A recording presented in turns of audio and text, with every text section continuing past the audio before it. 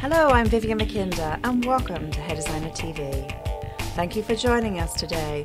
We're going to take you behind the scenes of a photo shoot in New York City, where top stylists joined me and they attended a 3-day workshop learning how to produce a photo shoot. It's the return of the diva.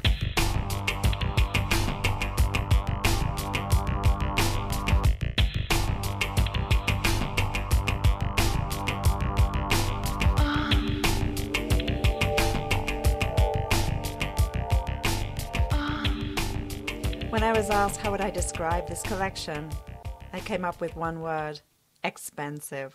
Everybody wants to be somebody. Everybody wants to be somebody.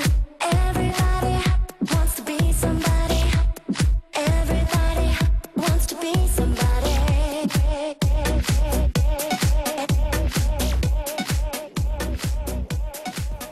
The inspiration for Retrospectrum comes from Paris and Milan. The icon designers used in this collection, Chanel, Christian Dior, Louis Vuitton, Yves Saint Laurent, and Armani, are the powerhouses of the fashion world. An inspiration from the 40s and the 80s with a modern twist is where this collection takes you. The important aspect of this collection are the textures, the big shapes, the return to reds. From editorial runway, this avant-garde will once again trickle down to Main Street, celebrating new silhouettes and the return, yes, the return of the shoulder pads. Are you ready? This requires, of course, fuller hairstyles to balance with the shoulders, translating this into more curls, more volume, and in regards to color, the honey blondes, the strawberry blondes, and the vibrant reds. The 80s influence and Dolce & Gabbana's new collection was the inspiration for the makeup. It was the return of the diva. So let's go behind the scenes and I will introduce you to my fantastic team. Photographer Roberto Liguisti, David Maderich for makeup, David Widjaja, fashion stylist, and of course our beautiful models. And the hair team cannot do anything with strong support in this area. And my fabulous Rosemary, who has assisted me once again, being my right-hand person. A journalist recently asked me, Vivienne, how much time do you put into your photo shoots? And I said, that depends. It can be anything from a day to several weeks. But for this particular shoot, it was about a 4-day preparation. And we're going to take you behind the scenes to Viv, the storyboards, and my hours of online searching and my time in the studio experimenting, practicing, working on mannequin heads. And let me take you into my diary.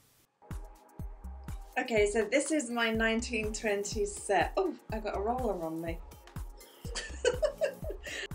Right now we're talking about wigs and how you work with wigs for the studio. So meet the gorgeous, delicious Brian. He's actually playing out for the blonde Jesus, the Nordic Jesus. So true. Pleasure really to meet you all. And then look at his hairline. Wouldn't you just be jealous of that? That is so fierce. Hi, well I've been in here now for about 8 hours messing around. My shoulder is hurting me, so I've got ice on it. No, I'm not looking like a football player. Well, actually, I suppose I am. But anyway, I think I've got one hairstyle I like now. I did a rope with this and then brought it forward. So I think this is really very, very cool. I'm really liking this. I just threw her on the floor and I actually think she looks a lot better. I think it's called Loosen Up. Slowly getting there.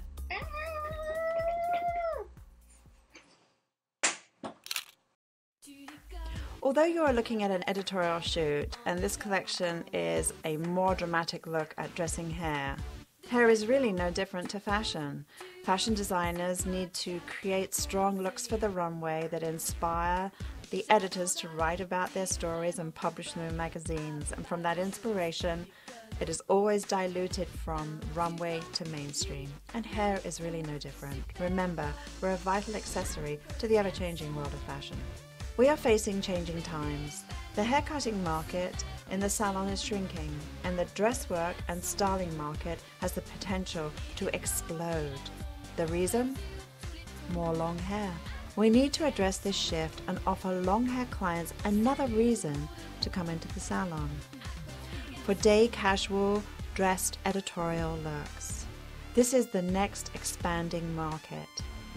Don't let the slowdown of clients visiting the salon deceive you. There are trend challenges taking place before our very eyes that are far greater issues than the economy, and we need to address them today.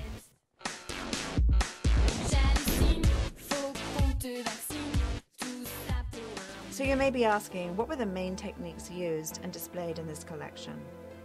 There was a big focus on 40s and 80s hairstyling, interpreted with a today twist. Hair was sweeping off the face in round shapes with lots of a texture. I added texture by curling and crimping the hair at the same time, which gave me a printed curl.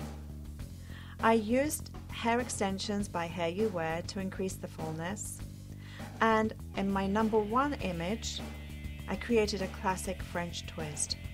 This is a rope braid, sweeping into a curly back. So I have the sense of a little halo effect around the face with a lovely 1940s silhouette on the other side.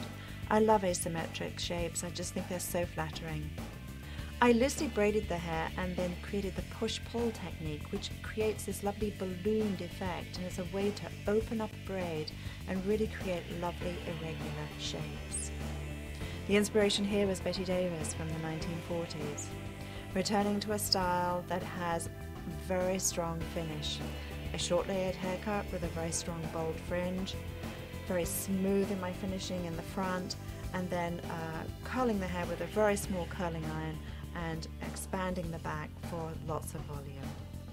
I call this my braided diva. This was a blend of hair extensions, braiding the hair into fishtail braids, and then sweeping them around the head just to really create a lovely irregular effect. And here again, I was ballooning the hair to make it open and expand. And this wonderful texture that I have in the hair takes very fine, slippery hair and just gives it so much volume. So think about this on a commercial level. You could take someone's hair and tie their hair in a very simple ponytail. Keep the front very simple and clean, and then crimp the back of the hair, and then do a very, very simple little chignon using the same technique. I call this my smooth rocker. Once again, showing an 80s into a 1940s feeling. This architectural roll was achieved by setting the hair on hot rollers, back brushing, and then smoothing the hair over a hair pad to get this beautiful volume and shape. This is a variation on an architectural roll. The hair was once again set with hot rollers, smoothed over a hair pad, and then the back was pinned into a very tight roll, giving a beautiful architectural look. Curly rock and roll. The front of the hair was set with a curling iron and back combed into a pomp. The rest of the hair was secured with a twist in the back of the head. The hair was curled very tightly, and hair extensions were added to increase the volume. And the hairstyle was molded into a 1940s silhouette.